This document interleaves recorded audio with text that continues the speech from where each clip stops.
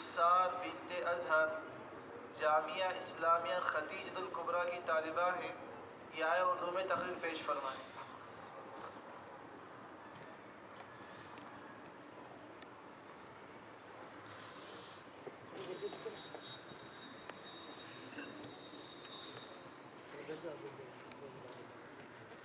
السلام علیکم ورحمۃ اللہ وبرکاتہ۔ نحمدہ ونصلی علی رسولہ الکریم، اما بعد۔ آج کے اس جلسے میں میری تقریر کا عنوان ہے یوم جمہوریہ۔ محترم سامعین، 26 جنوری کا دن ہمارے ملک ہندوستان کی تاریخ نہایت ہی اہمیت کا حامل ہے، کیونکہ اسی دن ہمارا ملک کا آئین نافذ ہوا۔ اس سے قبل ہمارا ملک 15 اگست 1947 کو انگریزوں کی غلامی سے آزاد ہو گیا۔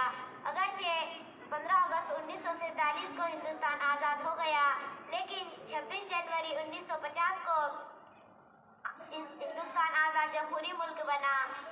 بے شک اسی دن کے لیے ہی گاندھی جی، مولانا آزاد، جواہر لال نہرو، نیتا جی سبھاش چندر بوس جیسے عظیم رہنماؤں کی قیادت میں لاکھوں ہزاروں ہندوستانی عوام نے اپنے بلا امتیاز مذہب و ملت آزادی کے پرچم کو بلند کیا اور اپنی بے مثال قربانیوں کے ساتھ انگریزوں سے ٹکر لی اور اسے ہندوستان چھوڑنے پر مجبور کر دیا۔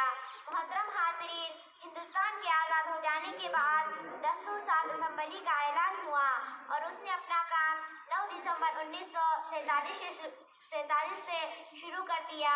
دستور ساز اسمبلی نے 2 سال 11 مہینے 18 دن میں ہندوستانی آئین کو مرتب کیا اور دستور ساز اسمبلی کے صدر ڈاکٹر راجندر پرساد کو 26 نومبر 1949 کو ہندوستانی آئین سپرد کیا گیا۔ اسی لیے 26 نومبر کو ہندوستان میں یوم آئین کے طور پر ہر سال منایا جاتا ہے۔ محترم سامعین، غور طلب ہے کہ کئی اصلاحات اور کئی تبدیلیوں کے بعد کمیٹی کے 308 ممبروں نے آئین کے ہاتھوں لکھی ہوئی کاپیوں پر دستخط کی اور اس کے بعد 26 جنوری 1950 کو آئین ملک بھر میں نافذ ہو گیا اور ہندوستان کی اہمیت بنائے رکھنے کے لیے 26 جنوری کو ہندوستان جمہوری شناخت عطا کی گئی۔ محترم حاضرین، ہندوستان کی آزادی 15 اگست 1947 کو ہوئی اور 26 جنوری ملک میں بدلا، اور یہی وجہ ہے کہ ہر سال ہم 26 جنوری کو مناتے ہیں۔